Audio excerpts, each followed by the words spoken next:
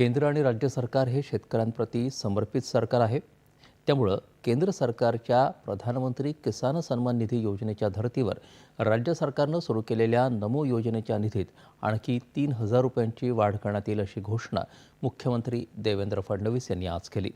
नागपुरात फडणवीस यांच्या उपस्थितीत प्रधानमंत्री किसान सन्मान निधीच्या 19व्या हप्त्याचं वितरण करण्यात आलं. त्यावेळी ते बोलत होते. त्यामुळे राज्यातील शेतकऱ्यांना आता 15,000 रुपये मिळणार आहेत. सरकारनं कृषी संलग्न अनेक योजना आणल्या असून सध्या ॲग्रिस्टेक ही महत्त्वाची योजना राबवली जात आहे. या योजनेअंतर्गत कृषी प्रक्रियेतील सर्व टप्प्यांचं डिजिटलीकरण केलं जाणार आहे. या योजनेमुळे दलालांच्या हस्तक्षेपाशिवाय थेट शेतकऱ्यांशी संवाद साधून शेतीपर्यंत साधनं पोहोचवली जात आहेत, अशी माहिती त्यांनी दिली.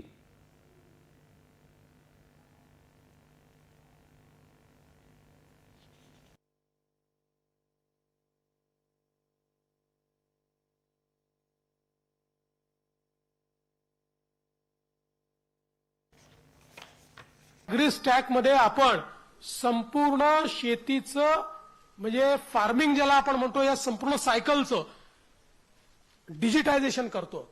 ॲग्रिस्टॅक ही अशी योजना आहे की ज्या योजनेनंतर प्रत्येक शेतकऱ्याला इंडिव्हिज्युअली काय लाभ आवश्यक आहे, तो काय लाभ आपण दिलेला आहे, त्याच्या शेतीत काय तो उगवतोय, त्याच्यामध्ये काय त्याला मदत करायची आहे, त्याला कसा भाव मिळाला पाहिजे, त्याचा उत्पादन खर्च कसा कमी झाला पाहिजे, या सगळ्या गोष्टी करण्याची आणि दलाल विरहित कुठलाही मधला माणूस बाजूला काढून थेट त्या शेतकऱ्याशी संवाद साधून त्याच्या शेतीपर्यंत पोहोचण्याचं एक अत्यंत महत्त्वाचं साधन हे ॲग्रिस्टॅकच्या माध्यमातून होत आहे. 54% शेतकरी आता ॲग्रिस्टॅकमध्ये आलेले आहेत. 100% शेतकरी आपल्याला ॲग्रिस्टॅकमध्ये आणायचे आहेत.